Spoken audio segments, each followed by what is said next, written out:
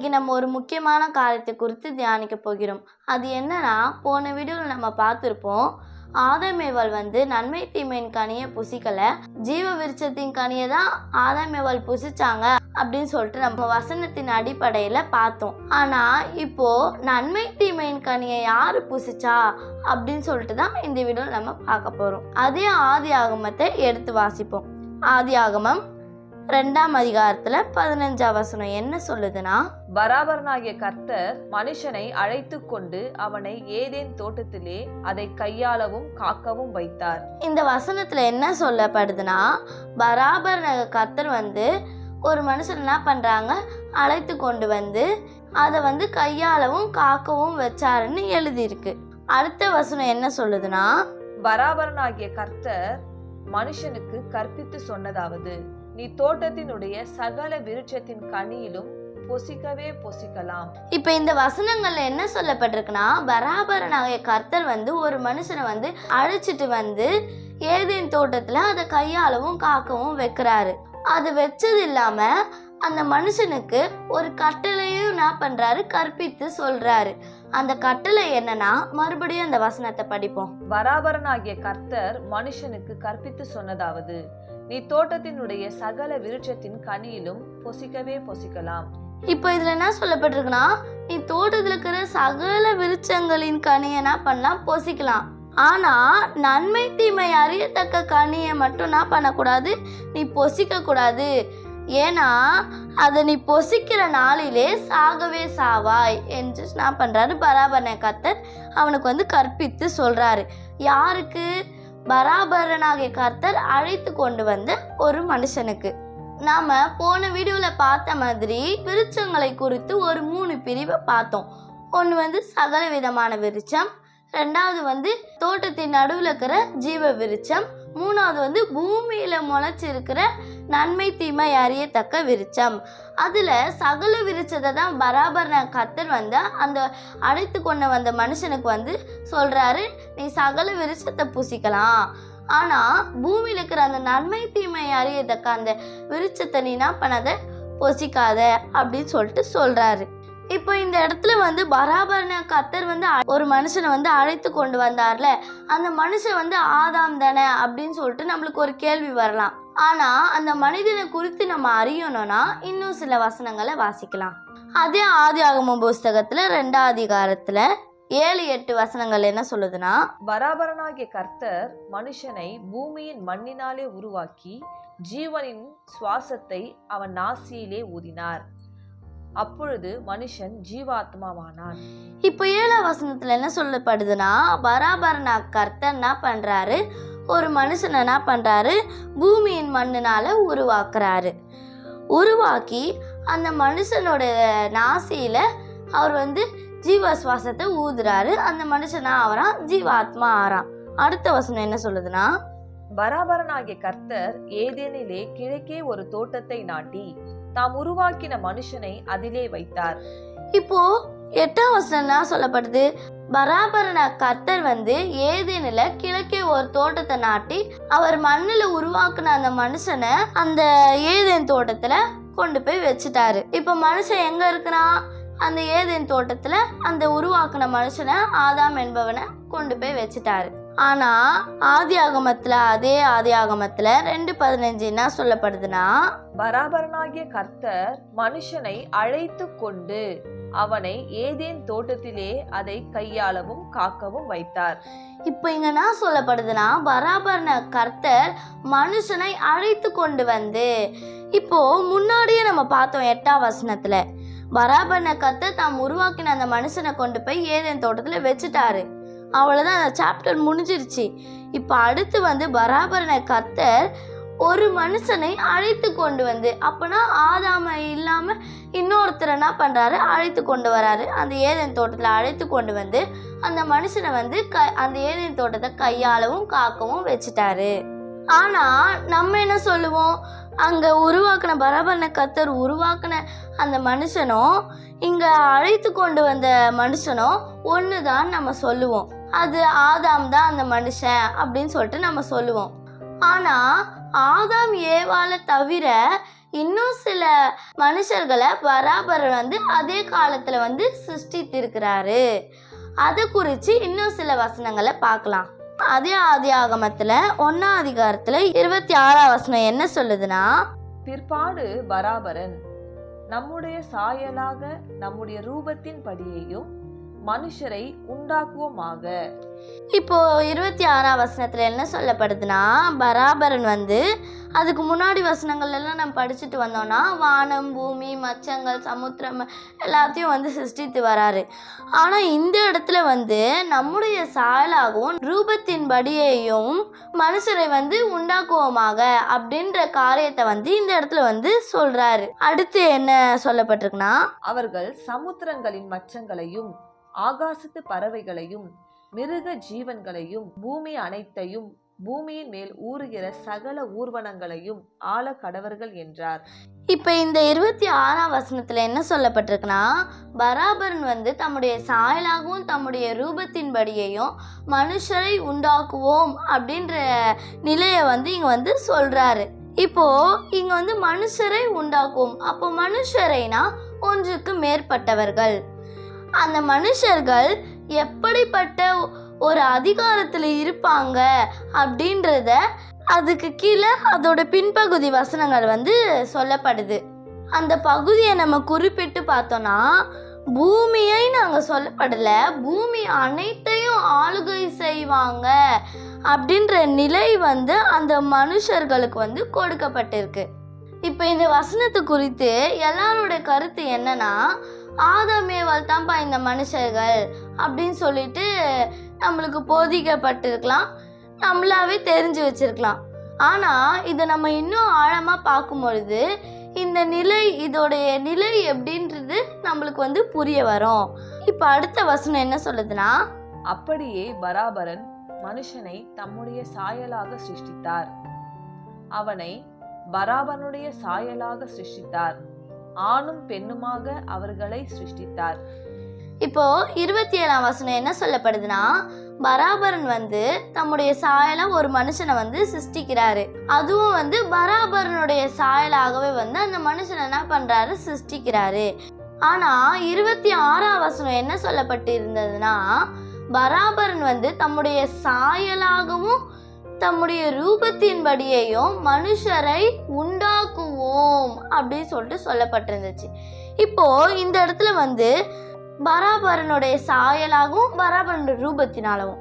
ஆனா 27ஆம் வசனத்துல என்ன சொல்லப்பட்டிருந்தது, பராபரனுடைய சாயலாக தான் சிருஷ்டித்தார். ஆனா இங்க வந்து ரூபத்தின்படியையும் அப்படின்னு சொல்லிட்டு சொல்லப்பட்டிருக்கு. அது மட்டும் இல்லாம இங்க வந்து 27ல மனுஷனை தம்முடைய சாயலாக சிருஷ்டித்தார். ஆனா இந்த இடத்துல வந்து 26ஆம் வசனத்துல வந்து மனுஷரை அப்படின்னு சொல்லிட்டு சொல்லப்பட்டிருக்கு. மனுஷரைனா ஒன்றுக்கு மேற்பட்டவர்கள். ஆனா இந்த இடத்துல மனுஷனை, அதாவது ஒரு நபரை குறிக்கிறது. இதை நம்ம வந்து உன்னிப்பா கவனிக்கணும். இப்போ இந்த 2 வசனத்தையும் நம்ம ஆழமா கவனிச்சு பார்த்தோம்னா, 26ல பார்த்தோம்னா அவருடைய சாயலாகவும் அவருடைய ரூபத்தினாலையும் உண்டாக்கப்படுற ஒரு நிலை. ஆனால் 27ல் பார்த்தோன்னா சாயலாக மட்டும் ஒரு மனுஷனை வந்து சிருஷ்டிக்கிற ஒரு நிலையை வந்து குறிக்குது. அப்போது 26ஆம் வசனத்துக்கும் 27ஆம் வசனத்துக்கும் நிறைய வித்தியாசங்களும் நிறைய வேறுபாடும் நிறைய மாற்றங்களும் இருக்குது. இப்போது இந்த வசனத்துலேருந்து அப்படியே நம்ம படிச்சுட்டு வந்தோம்னா அது வந்து மற்ற காரியங்களை சொல்லப்படுது. இப்போது 2ஆம் அதிகாரத்தில் 1ஆம் வசனம் என்ன சொல்லப்படுதுன்னா, இந்த பிரகாரமாக வானமும் பூமியும் அதுகளுடைய எல்லா சேனையும் உண்டாக்கப்பட்டு தீர்ந்தது. இப்போ இந்த வசனம் என்ன சொல்லப்படுதுன்னா, முன்னாடி வசனங்கள்ல முதல் அதிகாரத்துலேருந்து அப்படியே பார்த்துன்னு வந்தோம்னா வானம், பூமி, சமுத்திரம், மச்சங்கள் எல்லாமே அதனுடைய சேனைகளும் வந்து சிருஷ்டிக்கப்பட்டு தீர்ந்தது அப்படின்னு சொல்லிட்டு சொல்லப்படுறாங்க. அப்பனா சிருஷ்டிக்கப்பட்டு பராபரன் எல்லாத்தையும் சிருஷ்டித்து முடிச்சிட்டாரு.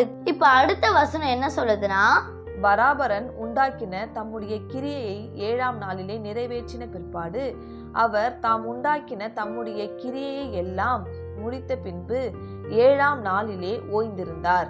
இப்போ இந்த வசனத்துல என்ன சொல்லப்பட்டிருக்குன்னா, பராபரன் வந்து எல்லாத்தையும் சிருஷ்டித்து 6ஆம் நாளில் வந்து மனுஷரை சிருஷ்டித்து என்ன பண்ணுறாரு, எல்லாத்தையும் சிருஷ்டித்து முடிச்சிட்டாரு.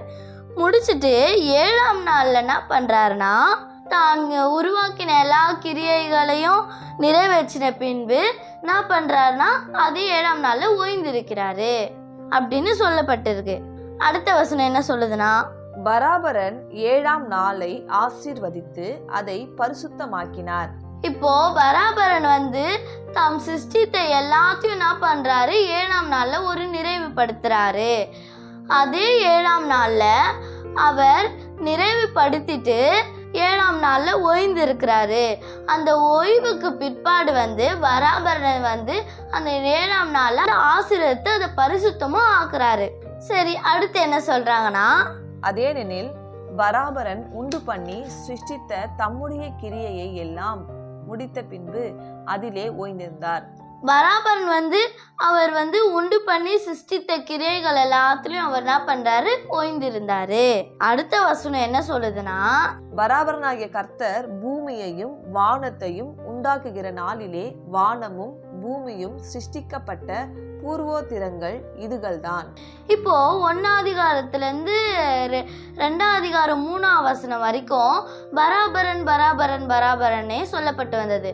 ஆனா 2ஆம் அதிகாரத்துல 4ஆம் வசனத்துல என்ன சொல்லப்பட்டிருக்குன்னா, பராபரனாகிய கர்த்தர் அப்படின்னு சொல்லப்பட்டிருக்கு. இது நம்ம முக்கியமா கவனிக்கணும். அது மாத்திரம் இல்லாம அந்த பராபரன கர்த்தர் பூமியையும் வானத்தையும் உண்டாக்குனார்ல, அந்த நாளில் வானமும் பூமியும் சிருஷ்டிக்கப்பட்ட பூர்வோத்திரங்கள் இதுதான் அப்படின்னு சொல்றாங்க. இங்க நம்ம திரும்பவும் கவனிக்க வேண்டிய ஒரு முக்கியமான காரியம் என்னன்னா, நாமங்கள் மாறி இருக்குது. அங்க பராபரன்னு சொல்லப்பட்டிருந்தது, இங்க பராபரனாகிய கர்த்தர் அப்படின்னு சொல்லப்பட்டிருக்கு. அது மட்டும் இல்லாம பராபரன கர்த்தர் பூமியும் வானத்தையும் சிருஷ்டித்தார் இல்ல, பூமியை வானத்தையும் உண்டாக்கினார் அப்படின்னு சொல்லப்பட்டிருக்கு. அதோட பின்பகுதியில வானமும் பூமியும் சிருஷ்டிக்கப்பட்ட பூர்வோத்திரங்கள் இதுதானோ சொல்லப்பட்டிருக்கு. இப்ப இந்த 4ஆம் வசனத்துல நம்ம குறிப்பா கவனிக்க வேண்டியது என்னன்னா, பராபரன கர்த்தர் பூமியும் வானத்தையும் சிருஷ்டித்தார் இல்ல, அதை உண்டாக்கினார். இதை நம்ம ரொம்ப கவனிக்கணும். அதனோட பின்பகுதி என்ன சொல்லுதுன்னா, வானமும் பூமியும் சிருஷ்டிக்கப்பட்ட பூர்வோத்திரங்கள் அப்படின்னு சொல்லிட்டு சொல்லப்படுது. அப்போ வானமும் பூமியும் உண்டாக்கப்பட்டதுன்னு ஒன்று இருக்கு, வானமும் பூமியும் சிருஷ்டிக்கப்பட்டதுன்னு ஒன்று இருக்கு. இந்த 2 நிலையும் வேறுபடுத்தி காமிக்கிறாங்க. அதாவது ஆதியாகமம் 1:1 சொல்லப்பட்டிருக்க மாதிரி வானத்தையும் பூமியும் சிருஷ்டிக்கப்பட்டது இந்த வசனத்தோட 4ஆம் வசனத்தோட பின்பகுதியில் சொல்லப்பட்டிருக்கு. ஆனா அது இல்லாம பராபரன கர்த்தர் வானத்தையும் பூமியும் உண்டாக்கியும் வச்சிருக்காரு. நம்ம இந்த வசனங்களை பொறுமையா நிதானித்து தியானித்து நம்ம பார்த்தாதான் இந்த வசனங்களை நம்ம என்ன பண்ண முடியும், விளங்கி கொள்ள முடியும். சரி, அடுத்த காரியம் என்னன்னா, மறுபடியும் 2:2 நம்ம இன்னொரு வாட்டி நினைவுபடுத்துவோம். அது என்னன்னா, பராபரன் தம்முடைய கிரியைகள் எல்லாத்தையும் நிறைவேற்றி தாம் அந்த 7ஆம் நாளே ஓய்வெடுத்த பிற்பாடு அந்த 7ஆம் நாளை ஆசீர்வதித்து அந்த 7ஆம் நாளை பரிசுத்தமும் பண்ணி முடிச்சிட்டாரு. அப்ப இதுல இருந்து நமக்கு என்ன தெரியுதுன்னா, பராபரனுடைய சிருஷ்டிப்பின் நிலை அந்த இடத்துல முடிவுக்கு வருது. ஏன்னா 7ன்றது நம்ம பூரணம்னு சொல்றோம் இல்லையா, அப்போ அவரோட படைப்பின் கிரியை எல்லாமே அந்த நாள்ல பூரணமாக்கப்படுது. ஆனா இப்ப 2ஆம் அதிகாரத்துல 5ஆம் வசனம் என்ன சொல்லுதுன்னா, நிலத்தினுடைய சகல செடிகள் பூமியின் மேல் இன்னும் இருந்ததில்லை. இப்போ நிலத்தினுடைய சகல செடிகள் பூமியின் மேல இன்னும் இல்லைன்னு சொல்றாங்க. நிலத்தினுடைய சகலவித பூண்டுகளும் இன்னும் முளைத்ததும் இல்லை. நிலத்தின் மேல இருக்கிற சகலவித பூண்டுகளும் இன்னும் முளைக்கவும் இல்லைன்னு சொல்றாங்க. ஏனென்றால் பராபரனாகிய கர்த்தர் பூமியின் மேல் இன்னும் வருஷிக்க பண்ணினதில்லை. ஏன்னா பராபரனாகிய கர்த்தர் இன்னும் பூமியின் மேல என்ன பண்ணலையாம், வருஷிக்க பண்ணவில்லையா. ஆனா அடுத்த பாயிண்ட் தான் நம்ம முக்கியமா கவனிக்க வேண்டியது. அது என்னன்னா, நிலத்தை கையாளவும் மனுஷனும் இல்லை. அப்போ இங்க என்ன சொல்றாங்கன்னா, நிலத்தை கையாளுறதுக்கு இங்க வந்து மனுஷனே இருந்ததில்லை அப்படின்னு சொல்லிட்டு சொல்றாங்க. அப்போ 1 மனுஷனை சிருஷ்டித்தார் அப்படின்னு சொல்லிட்டு எழுதப்பட்டிருக்கு. அப்ப அங்க சிருஷ்டிக்கப்பட்டாச்சு. ஆனா இங்க மனுஷன் வந்து இருந்ததில்லை சொல்லப்படுறாங்க. அப்போ நம்ம இதை வந்து சிந்திக்க வேண்டியது மிக மிக அவசியமா இருக்குது. அப்போ இந்த இடத்துல மனுஷன் இருந்ததில்லை அப்படின்னு சொல்றதுக்கு காரணம் என்ன அப்படின்னு நம்ம பார்த்தோம்னா, இந்த இடத்துல தான் மறுபடியும் நம்ம இன்னொரு காரியத்தை வந்து பார்க்க போறோம். அது என்னன்னா, இதை நான் சொல்லும் பொழுது இதை பார்க்குறவங்களுக்கும் இதை கேட்குறவங்களுக்கும் ஒருவேளை உங்க மனம் வந்து ஏற்றுக்கொள்ள முடியாமலும் இருக்கலாம். ஆனா நமக்கு ஏற்றுக்கொள்ள முடியுதோ முடியலையோ, கர்த்தருடைய வார்த்தையை சொல்லுச்சுன்னா அது சத்தியம். அதை நம்ம ஏற்றுக்கொண்டுதான் ஆகணும். சரி, என்ன அதுனா 1:27 மனுஷன் வந்து சிருஷ்டித்தார் அப்படின்னு சொல்லிட்டு சொல்லப்பட்டிருக்கு. ஆனா 2:5 மனுஷன் இருந்ததில்லை சொல்லப்பட்டிருக்கு. 2:1 என்ன சொல்லப்பட்டிருக்குன்னா, இவ்விதமாய் சர்வ சிருஷ்டிப்புகளும் நான் பண்ணிருச்சு, சிருஷ்டிக்கப்பட்டு அதோட சேனைகளும் தீர்ந்துடுச்சு அப்படின்னு சொல்லிட்டு சொல்லப்பட்டிருக்கு. ஆனா 2:5 என்ன சொல்லப்பட்டிருக்குன்னா, செடிகள் இல்ல, புல் பூண்டுகள் இல்ல, மழையும் இல்ல, மனுஷனும் இருந்ததில்ல அப்படின்னு சொல்லிட்டு சொல்லப்பட்டிருக்கு. 1ஆம் அதிகாரத்துல இருக்கிறதுக்கும் இதுக்கும் ஏன் இந்த வேற்றுமை அப்படின்னு நம்ம பார்த்தோம்னா, 1ஆம் அதிகாரம் 1ஆம் வசனத்துல இருந்து 2ஆம் அதிகாரம் 1ஆம் வசனத்து வரைக்கும் பராபரனால சிருஷ்டிக்கப்பட்ட கிரியைகளை பற்றி சொல்லப்பட்டு வந்தது. ஆனா 2ஆம் அதிகாரம் 4ஆம் வசனத்துல இருந்து பராபரனாகிய கர்த்தரால் உருவாக்கப்பட்ட கிரியைகள், அதாவது காரியங்களை குறித்து சொல்லப்பட்டு வருது. இந்த ஆரம்பத்துல வரக்கூடிய இந்த வித்தியாசங்களை நம்ம சரியா புரிந்து கொண்டாதான் இதற்கு பின்வரக்கூடிய அநேக காரியங்கள்ல நம்ம சரியா புரிந்து உணர முடியும். சரி, இப்ப பராபரனை கர்த்தர் என்ன உண்டாக்கினார்? 7ஆம் வசனம் என்ன சொல்லுதுன்னா, பராபரனாகிய கர்த்தர் மனுஷனை பூமியின் மண்ணினாலே உருவாக்கி ஜீவனின் சுவாசத்தை அவன் நாசியிலே ஊதினார். அப்போ மனுஷன் ஜீவாத்மாவானான். இப்போ பராபரனை கர்த்தர் வந்து ஒரு மனுஷனை பூமியின் மண்ணினால உருவாக்கி அவனுக்குள்ள ஜீவ சுவாசத்தை ஊதுறாரு. உடனே அந்த மனுஷனா அவரான் ஜீவாத்மா ஆறான். இப்போ இந்த மனுஷன் வந்து 1:27 சொல்லப்பட்ட மாதிரி பராபரனால சிருஷ்டிக்கப்பட்ட மனுஷன் இல்ல. இந்த மனுஷன் பராபரனாகிய கர்த்தரால் மண்ணினால உருவாக்கப்பட்ட மனுஷன். அதே மாதிரி பராபரன் தம்முடைய சாயலாக 1:27 இருக்கிற அந்த மனுஷனை சிருஷ்டித்தாரு. ஆனா பராபரனாகிய கர்த்தர் 2:7 சொல்லப்பட்டிருப்பது பராபரன் அல்ல, பராபரனாகிய கர்த்தர் தம்முடைய சாயலின்படி அல்ல, வெறும் மண்ணினால ஒரு உருவை ஏற்படுத்தினார். அந்த மனிதன் தான் ஜீவ ஆத்மாவான ஆதாம். ஆனா 1:27 சொல்லப்பட்ட மாதிரி பராபரனால் தம்முடைய சாயலின்படி சிருஷ்டிக்கப்பட்ட அந்த மனுஷனும் இங்க இருக்கிற பராபரனாகிய கர்த்தரால மண்ணினால உருவாக்கப்பட்ட இந்த மனுஷனும் ஒரே ஆட்கள் அல்ல என்ற வேற்றுமையை நம்ம முதல்ல புரிந்து கொள்ளணும். சரி, இப்ப இந்த பாயிண்ட தொடர்ந்து கவனிக்கலாம். பராபரனாகிய கர்த்தர் வந்து மனுஷனை வந்து பூமியின் மண்ணினால உருவாக்கி அவனுக்குள்ள ஜீவ சுவாசத்தை ஊதுறாரு. அந்த மனுஷன் வந்து ஜீவ ஆத்மா ஆயிடுறான். அதுக்கப்புறம் 8ஆம் வசனத்துல என்ன சொல்லப்படுதுன்னா, பராபரனாகிய கர்த்தர் ஏதேனிலே கிழக்கே ஒரு தோட்டத்தை நாட்டி தாம் உருவாக்கின மனுஷனை அதிலே வைத்தார். இதுல பராபரனாகிய கர்த்தருடைய படைப்பை பத்தி இதுல சொல்றாங்க. அதாவது ஏதேனில கிழக்கே ஒரு தோட்டத்தை நாட்டுறாரு.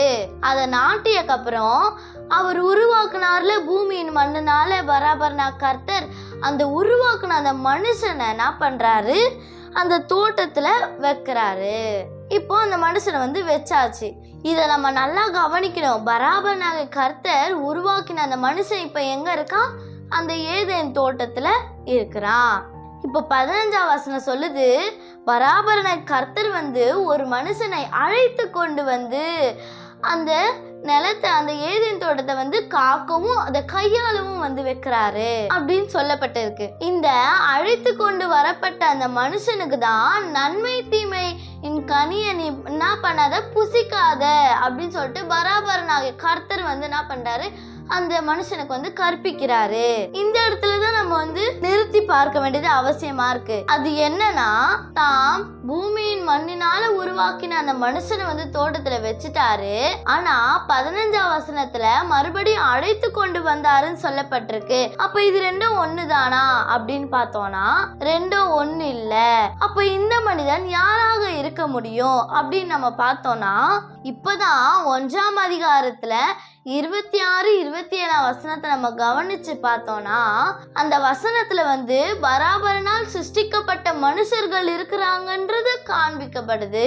அப்ப இந்த தோட்டத்துல வைக்கப்பட்ட மண்ணினால உருவாக்கப்பட்ட அந்த மனுஷனை தவிர்த்து வேறு மனுஷர்களும் இருக்கிறாங்க அப்படின்றத நம்ம இந்த வசனங்களின் அடிப்படையில நம்ம வந்து அறிந்து கொள்ள முடியுது. இப்போ மறுபடியும் இன்னும் ஒரு வசனத்தை மட்டும் நம்ம வந்து வாசிச்சு பார்க்கலாம். 3ஆம் அதிகாரத்துல 1-2 சில வசனங்களை நம்ம வந்து படிக்கலாம். சர்பமோவெனில் பராபரனாகிய கர்த்தர் உண்டாக்கின வெளியினுடைய சகல ஜீவன்களை பார்க்கிலும் தந்திரம் உள்ளதாய் இருந்தது. ஸ்திரீயுடனே நீங்கள் தோட்டத்தினுடைய எல்லா விருட்சங்களின் கனியிலும் புசிக்க வேண்டாம் என்று பராபரன் சொன்னாரோ என்றது. இப்ப இந்த வசனங்கள்ல என்ன சொல்லப்படுதுன்னா, சர்பம் வந்து தந்திரம் உள்ளதா இருக்குதான். அந்த சர்பம் வந்து ஸ்திரீய பார்த்து கேக்குது, அதாவது ஏவாளை பார்த்து கேக்குது. என்ன கேக்குதுன்னா, பராபரனாகிய கர்த்தர் வந்து உங்களை வந்து தோட்டத்துல இருக்கிற எல்லா விருட்சங்களையும் நீங்க வந்து புசிக்க கூடாது அப்படின்னு பராபரன் உங்ககிட்ட சொன்னாரா அப்படின்னு சொல்லிட்டு சர்பம் வந்து அந்த ஸ்திரீ கிட்ட கேக்குது. அதுக்கு ஸ்திரீ என்ன சொல்றாங்கன்னா 2ஆம் வசனத்துல பார்க்கலாம். அப்போ ஸ்திரீ சர்பத்துடனே சொன்னதாவது, தோட்டத்தினுடைய விருட்சங்களின் கனியிலே புசிக்கிறோம். ஆனால் தோட்டத்தின் நடுவிலே இருக்கிற விருட்சத்தின் கனியை குறித்து பராபரன் நீங்கள் சாகாதபடிக்கு அதிலே புசிக்கவும் அதை தொடவும் வேண்டாம் என்றார் என்று சொன்னாள்.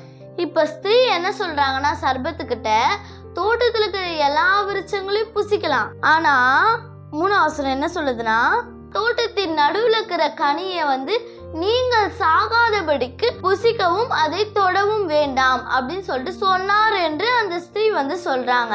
அப்ப இந்த இடத்துல வந்து நீங்கள் சொல்லப்பட்டிருக்கு. அப்போ நீங்கள் அப்படின்னு ஏவாள் வந்து சொல்றாங்கன்னா, அப்போ ஒன்றுக்கு மேற்பட்டவர்கள், அதாவது ஆதாமும் ஏவாளும், இவங்க 2 பேருக்கு தான் பராபரன கர்த்தர் தோட்டத்தின் நடுவில் இருக்கிற விருட்சத்தின் கனியை நீங்க என்ன பண்ணாதீங்க, பொசிக்காதீங்க, அதை தொடவும் தொடாதீங்க அப்படின்னு சொல்லிட்டு சொல்லிடுறாரு.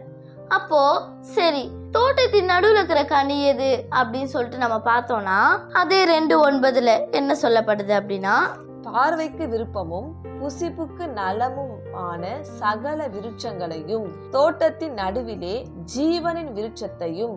இப்போ இந்த வசனத்துல என்ன சொல்றாங்கன்னா, பார்வைக்கு அழகும் புசிப்புக்கு நலவுமான விருட்சங்கள் இருக்கு, ஆனா தோட்டத்தின் நடுவுல ஜீவ விருட்சம் இருக்கு அப்படின்னு சொல்லிட்டு சொல்லப்படுது.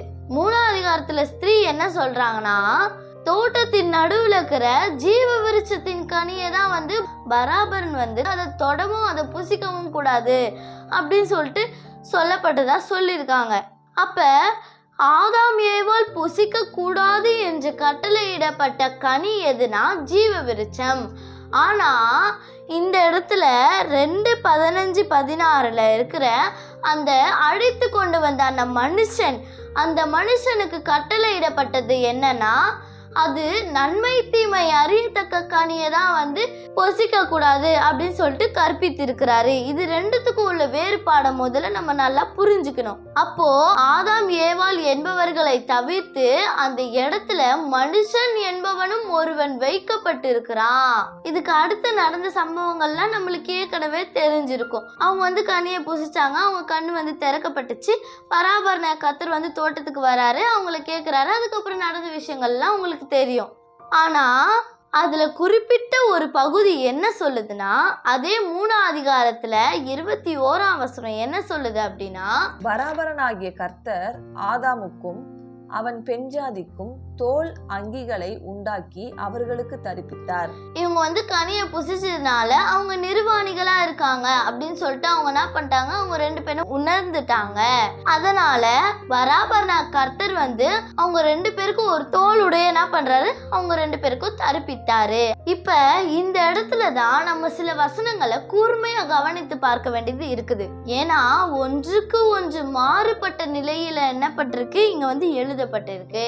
சரி, அது எப்படி அப்படின்றத நம்ம இப்ப பார்க்கலாம். இப்ப இந்த 21ஆம் வசனம் சொல்லுதுல, ஆதாமுக்கும் ஏவாளுக்கும் பராபரனை கர்த்தர் என்ன பண்றாரு, தோலுங்க தரிப்பித்தாரு. இப்ப இந்த 21ஆம் வசனத்தோட தொடர்ச்சி வசனம் எதுனா 22 இல்ல 23.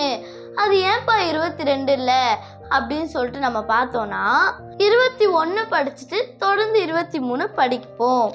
பராபரனாகிய கர்த்தர் ஆதாமுக்கும் அவன் பெண்ஜாதிக்கும் தோல் அங்கிகளை உண்டாக்கி அவர்களுக்கு தரிப்பித்தார். பராபரனாகிய கர்த்தர் அவன் எடுக்கப்பட்ட பூமியை பயிரிடும்படிக்கு ஏதேன் தோட்டத்தில் இருந்து அனுப்பிவிட்டார். இப்ப பராபரன கர்த்தர் ஆதாமுக்கு ஏவாளுக்கும் தோளுடைய தரிப்பிக்கிறாரு. அது 21ஆம் வசனம். 23ஆம் வசனத்துல என்ன சொல்லப்படுதுன்னா, பராபரனாகிய கர்த்தர் அவனை மண்ணுனால உருவாக்குனார்ல, அந்த பூமிக்கு என்ன பண்றாரு, நீ போய் பயிரிடு அப்படின்னு சொல்லிட்டு ஏதேன் தோட்டத்துல இருந்து என்ன பண்றாரு, அனுப்பிடுறாரு. இப்போ 22ஆம் வசனத்தை ஏன் நம்ம படிக்கல அப்படின்னா, அது ஆதாம் ஏவாளை பற்றினது அல்ல. அது யாரை பற்றினதுன்னா 2:15 சொல்லப்பட்ட அந்த அழைத்து கொண்டு வந்த அந்த மனுஷனை குறித்து சொல்லப்பட்டது. இப்ப இந்த 21, 23ல ஆதாம் ஏவாளை குறித்து பார்த்தோம். இப்போ 22, 24ல அந்த பராபரன கர்த்தர் 2:15 அழைத்து கொண்டு வந்தாங்கள ஒரு மனுஷன், அந்த மனுஷனை குறித்து சொல்லப்படுது. ஏன்னா ஆதாம் ஏவாளுக்கு கொடுக்கப்பட்ட அந்த கட்டளையை மீறி அவங்க தவறு செஞ்சிட்டாங்க. ஆனா பராபரன கர்த்தர் அந்த அழைத்து கொண்டு வந்தால அந்த மனுஷனுக்கு கொடுக்கப்பட்ட அந்த கட்டளை அவன் மீறினானா இல்லையா அப்படின்றத நம்ம அறிந்து கொள்ளணும். இப்போ 3ஆம் அதிகாரத்துல 22, 24 வசனங்கள்ல அதை குறித்து நம்ம பார்ப்போம். பிற்பாடு பராபரனாகிய கர்த்தர், இதோ மனுஷன் நன்மை தீமை அறியத்தக்கவனாய் நம்மில் ஒருத்தரை போல் இருந்தான். இப்போதும் அவன் தன் கையை நீட்டி.